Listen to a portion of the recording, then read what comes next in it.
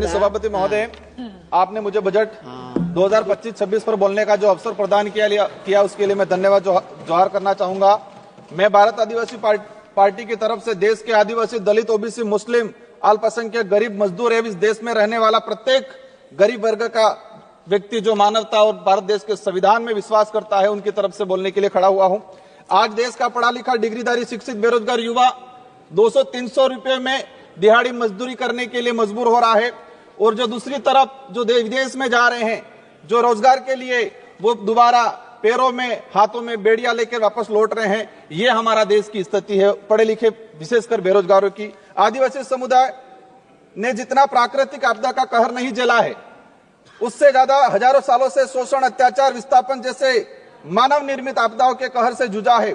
और उसका अगर उस आदिवासी समुदाय को आधुनिकता की लाइन में लाके खड़ा करना है तो विशेषकर एक आर्थिक पैकेज देने की आवश्यकता है, और साथ ही संविधान के अंदर जो प्रावधान है 5वीं अनुसूची और 6ठी अनुसूची का, और विशेषकर पैसा एक्ट को उसको धरातल पे लागू करने की सख्त जरूरत है। सभापति महोदय, देश के अंदर देखा गया है विस्थापन की जो समस्या, भारत देश में विकास के नाम से सबसे ज्यादा अगर कोई विस्थापित हुआ है तो आदिवासी समुदाय विस्थापित हुआ है। एक survey report Indian social institute की एक रिपोर्ट के अनुसार बताया गया है कि वर्ष 2010 से 2025 तक 15 सालों में 15 लाख आदिवासियों को विकास के नाम से विस्थापित किया गया है। वर्ल्ड बैंक की रिपोर्ट में बताया गया है कि विस्थापन आदिवासी समुदाय में से 50% आदिवासी परिवार पुनः विस्थापित नहीं हो पाते हैं। साथ ही भारत देश में एक सर्वे रिपोर्ट में आया है कि जो आदिवासी समुदाय है अपने जीवन काल के दौरान कम से कम 50% आदिवासी एक उम्र के अंदर 2 बार विस्थापित होते हैं। आजाद भारत में उस समाज को प्रताड़ित किया जा रहा है जिसका इतिहास का हर पन्ना खून से रंगा हुआ मिलेगा। क्योंकि आदिवासी जल जंगल जमीन की लड़ाई के लिए, देश की रक्षा के लिए मुगलों से, राजा रजवाड़ों से और अंग्रेजों से लड़ता आया, कभी झुका नहीं।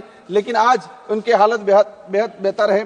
पिछले 10 सालों में भाजपा सरकार द्वारा धर्म की आड़ में कलम कागज के हथियारों से आदिवासियों के अधिकार, जल जंगल जमीन को हड़प कर आदिवासियों की मानसिक, आर्थिक, बौद्धिक हत्या करने का काम किया गया है। सभापति महोदय, आज बजट में सशक्त भारत बनाने की बात चल रही है। बनना चाहिए, हम भी चाहते हैं, हमारा देश मजबूत बनना चाहिए, विश्व शक्ति बनना चाहिए। लेकिन स्थिति क्या है? हमारे देश का जो भविष्य कुपोषण की बेड़ियों में जकड़ा हुआ है। NFS 5 की रिपोर्ट बताती है कि आदिवासी बच्चों में 55% आदिवासी कुपोषित, और उसमें भी 42% बच्चे गंभीर एनीमिया से पीड़ित है। और आज देखा गया इस बजट के अंदर कि कुपोषण को दूर करने के लिए कोई बजट का प्रावधान नहीं किया गया है। बेटी बचाओ बेटी पढ़ाओ का नारा लगा रहे हैं, बट हमारे देश की महिलाओं के लिए हम भी चाहते हैं कि मजबूत बने, सशक्त बने। लेकिन हकीकत क्या है? देश के अंदर देखा गया है कि आदिवासी समुदाय में विशेषकर हर तीसरी महिला कुपोषण का शिकार है और हर दूसरी महिला एनीमिया का शिकार है। आदिवासी बच्चों में शिशु मृत्यु दर राष्ट्रीय औसत से 30% अधिक है। 5 वर्षों से कम उम्र के आदिवासी बच्चों की मृत्यु का अनुपात राष्ट्रीय औसत से 61% अधिक है। माननीय सभापति महोदय, बाकी जो रहा, जो जीवन काल के अंदर देखा गया है, कभी माओवादियों के नाम से, कभी नक्सलवादियों के नाम से मारा जाता है। एट्रोसिटी में कई आदिवासियों को मारा गया। NSRC की एक रिपोर्ट बताती है कि वर्ष 2020 से 2025 मात्र 5 साल के अंदर 400 आदिवासी पुलिस मुठभेड़ में मारे गए हैं। आज मणिपुर का हत्याकांड, मणिपुर में देख लो, कई आदिवासियों को मारा गया है।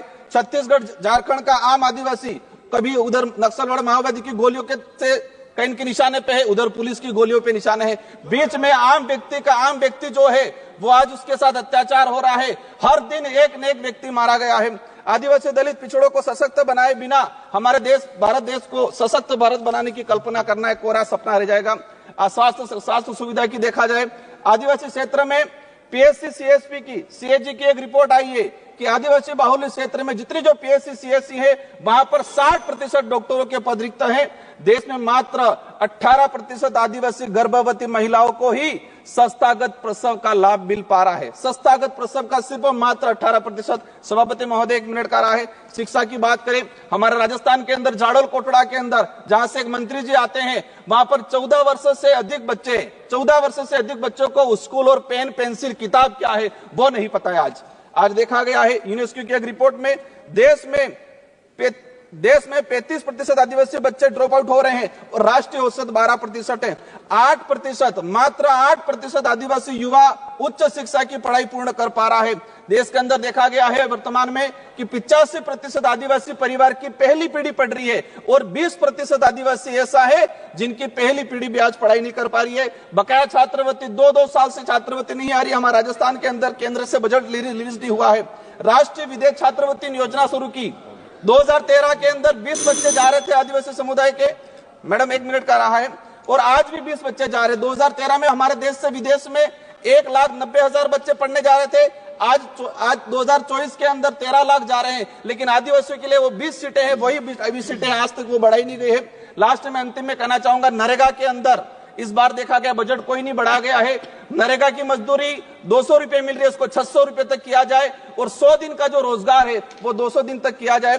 साथ ही आंगनवाड़ी कार्यकर्ता से हर प्रकार की सर्वे करा जाते हैं, सेंट्रल गवर्नमेंट इसको हैंडओवर करे और आंगनवाड़ी कार्यकर्ता सहायिका को एक राजकीय कर्मचारी का दर्जा दिया जाए और उसको नियमित करके भुगतान किया जाए। जल जीवन मिशन की बात हो रही थी, लेकिन ट्राइबल इलाके के अंदर 27% टारगेट अभी तक पूरा हुआ है, वो भी सैंक्शन धरातल पे पानी नहीं पहुंचा है।